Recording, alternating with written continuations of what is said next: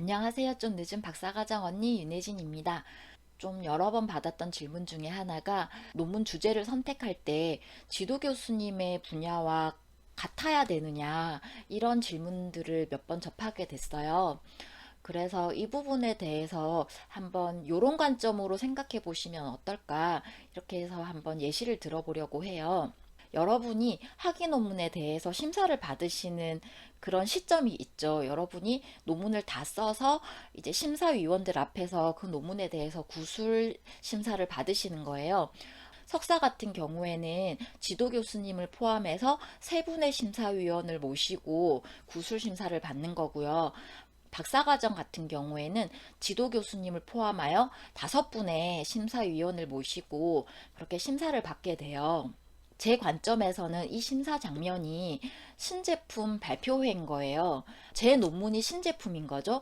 그리고 저는 제작자예요. 그 심사위원 분들은 제 신제품에 대해서 검수를 하시는 분들인 거예요. 이분들이 여러 가지 방면에서 이거를 검토를 해서 이게 신제품으로서 합당하다. 다 이렇게 오케이를 하시면 이 제품은 통과가 되는 거죠. 신제품으로서의 가치가 있는 거예요. 그런데 이 논문이라는 신제품에 대한 검수 장면은 어떤 특징이 있냐면 이 제품과 저에 대해서만 심사를 하는 게 아니라 이 제품과 저에 대해서 저희 지도 교수님이 보증을 서시는 거예요. 제품만으로 검토가 이루어지는 게 아니라 제품과 제품을 만든 제작자 그리고 저희를 보증하는 지도 교수님까지 해서 이 제품이 어떤지에 대해서 평가를 받고 이게 시제품으로서의 의미가 있는지 발표될 수 있는 건지 여부가 판가름이 나는 거죠.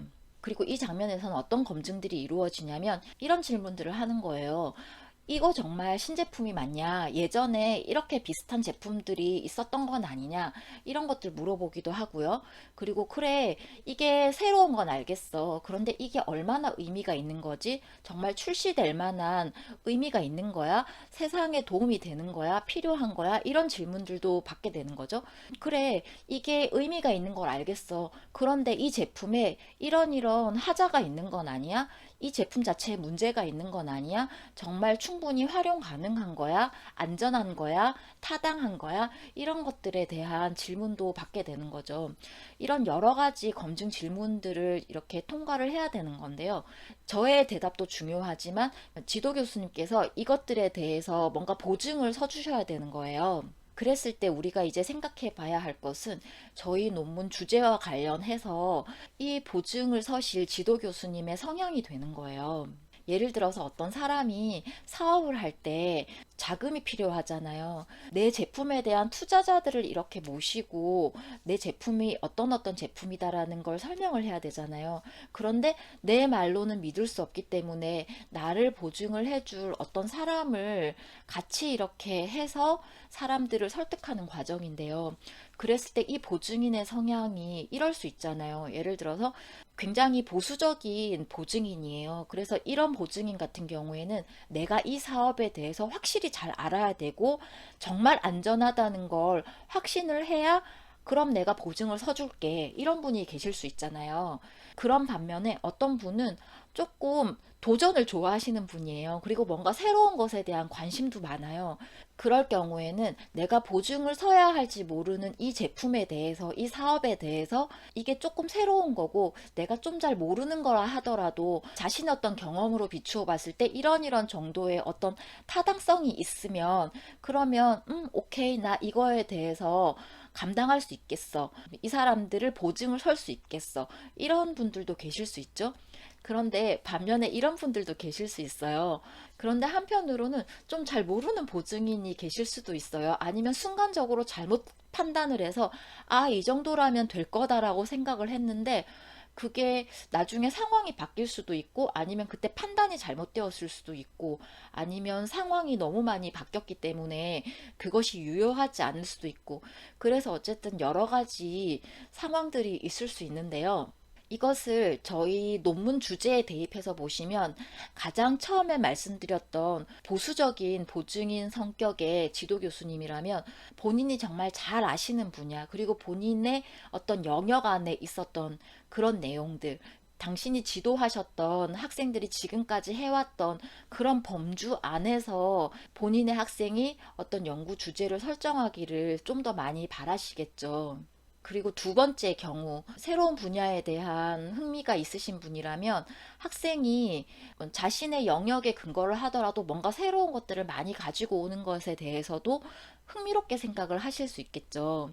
그리고 당신이 보시기에 학생이 가지고 온 그 주제와 그 방법이 어느 정도 타당성이 있다면, 그리고 내가 이런 정도로 내가 지도를 할 수 있겠어, 이런 감이 온다고 그렇게 느껴지신다면 그것에 대해서도 오케이 하실 가능성이 높다라고 생각을 해요.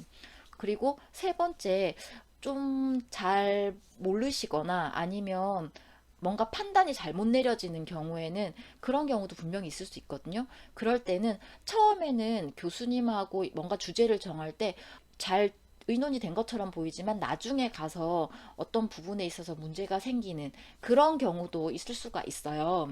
그래서 여러분께서 여러분의 지도 교수님을 한번 뵐 때, 우리 지도 교수님은 어떤 성향이신가를 한번 이렇게 지켜보시면 좋을 것 같아요. 이런 것들은 꼭 뭐 교수님께 이렇게 여쭤보고 이런 부분이 아니라도 교수님과의 어떤 세미나 자리나, 그리고 교수님께서 선배들에게 어떻게 지도를 하시나, 뭐 그리고 교수님과 지금까지 어떻게 지내왔나, 이런 부분에서도 충분히 어떻게 감을 잡으실 수 있을 거다라고 생각을 해요. 그리고 영역 자체에 대한 부분도 있는데요. 연구 범위 자체가 딱 어떤 영역이 정해진 확고한 그런 분야 같은 경우라면 그것을 이렇게 많이 벗어나기는 아마 힘들 거다라고 생각을 해요. 그런 반면에 영역 자체가 융합에 관련된 영역이 있을 수도 있고 뭔가 변화에 관련된 그런 분야가 있을 수도 있잖아요. 그런 분야 같은 경우에는 뭔가 새로운 어떤 주제나 관심사를 접목하기가 좀 더 용이할 거다라고 생각을 합니다. 기간에 대한 한정성이 또 있거든요. 내가 학위 논문을 쓰고 뭔가 완수를 해야 될 때까지 그 기간이 좀 길어요. 그랬을 때는 좀 다양하게 뭔가를 찾아볼 수 있잖아요. 뭔가 다양한 것들에 대한 논의를 교수님과 대화를 나누는 게 그래도 조금 용이한데, 만약에 기간이 얼마 안 남았어요. 석사 과정인데 한 학기하고 조금 더 시간이 남았다든지, 박사 과정인데 뭐 이렇게 기간이 충분하지 않아요. 그랬을 때는 뭔가를 다양하게 보기보단 이렇게 집중해서 짧은 기간 안에 결과를 내야 되거든요. 그럴 때에는 또 어떤 변화라든지 영역의 범위 이런 것들에 대해서 교수님과 대화를 나눌 때는 좀 더 이렇게 보수적으로 대화가 흘러갈 가능성이 높다라고 저는 생각을 합니다.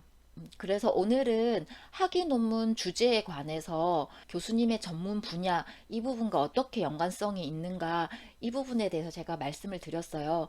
이것 외에도 여러 가지 것들이 있겠지만 일단 요 세 가지를 한번 기준으로 보시면 큰 틀에서 어떤 기준은 나올 수 있을 거다라고 생각을 합니다. 오늘도 일하시면서 공부하시느라 수고가 많으셨고요. 여러분의 대학원 생활을 응원합니다. 제 말씀이 도움이 되었다면 좋아요와 구독 부탁드립니다. 오늘도 제 말씀 들어주셔서 고맙습니다.